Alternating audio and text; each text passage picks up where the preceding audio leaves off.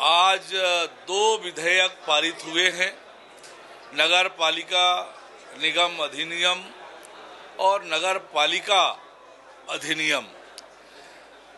ये संशोधन कुछ महत्वपूर्ण मुद्दों को लेकर हम लाए। जब 74वां संविधान संशोधन होकर एक जवाबदेह, एक सशक्त नगरीय निकाय बनाने का संसद में पारित हुआ और उसके बाद नगर पालिका नगर निगम के लिए अलग अधिनियम बनाए गए और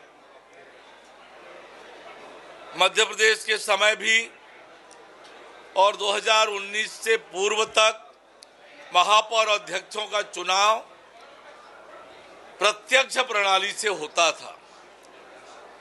लेकिन राज्य में कांग्रेस की सरकार बनने के बाद खरीद फरोख्त की नीयत से जोड़ तोड़कर अपने बहुमत से महापौर अध्यक्ष बनाने की नीयत से जनता के अधिकारों को छीनने का काम किया था।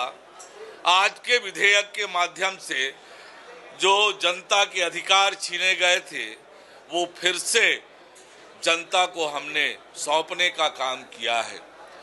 दूसरा प्रस्ताव कि पहले अप्रत्यक्ष प्रणाली से अध्यक्ष और महापौर के चुनाव होते थे तो पार्षद अविश्वास प्रस्ताव लाकर महापौर अध्यक्ष को हटाते थे।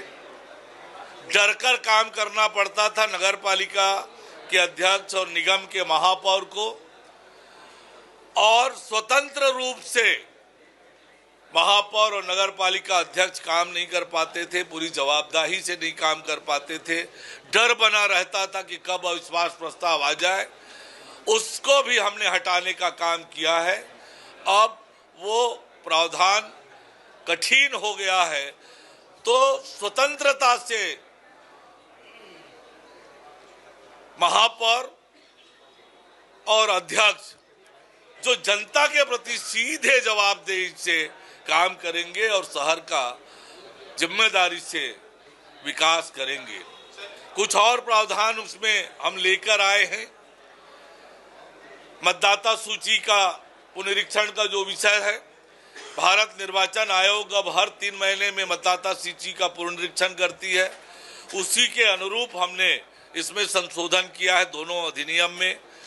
और किसी विशेष परिस्थिति में यदि प्रथम सम्मेलन के 5 साल के अंदर चुनाव नहीं हो पाया तो उस कंडीशन में विघटित निकाय के लिए प्रशासक नियुक्त किया जा सकेगा राज्य सरकार के द्वारा अधिकतम 6 महीने के लिए, और उसके पूर्व चुनाव कराया जाएगा। ये प्रावधान किया है तो निश्चित रूप से इससे हमारे राज्य के नगरीय निकायों को मजबूती मिलेगी, स्थायित्व आएगा।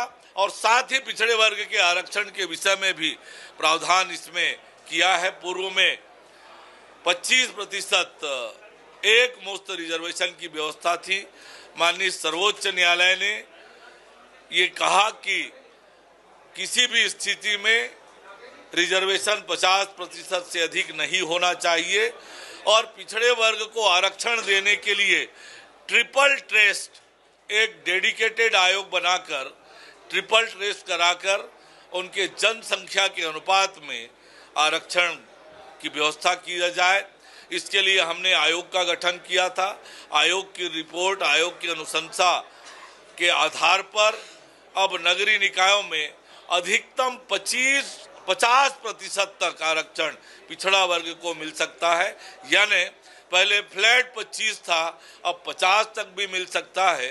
तो 25 से भी ज्यादा। देखिए, चुनाव की प्रक्रिया तेज गति से आगे बढ़ रही है और बहुत जल्दी चुनाव आयोग इस पर निर्णय करेगा कि कब चुनाव करना है।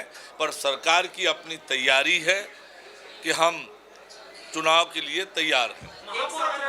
पार्षद वापस बुलाने का नियम आया है। 3/4 पार्षद आवेदन देंगे, आवेदन का परीक्षण होगा, विचार होगा, फिर वो चुनाव आयोग उस पर मतदान करा के तब फिर वो, चूंकि वो जनता से प्रत्यक्ष चुने हुए हैं, तो जनता ही वापस बुला सकेगी। लेटेस्ट न्यूज के लिए सब्सक्राइब करें और न्यूज अपडेट के लिए बेल आइकॉन पर क्लिक करें।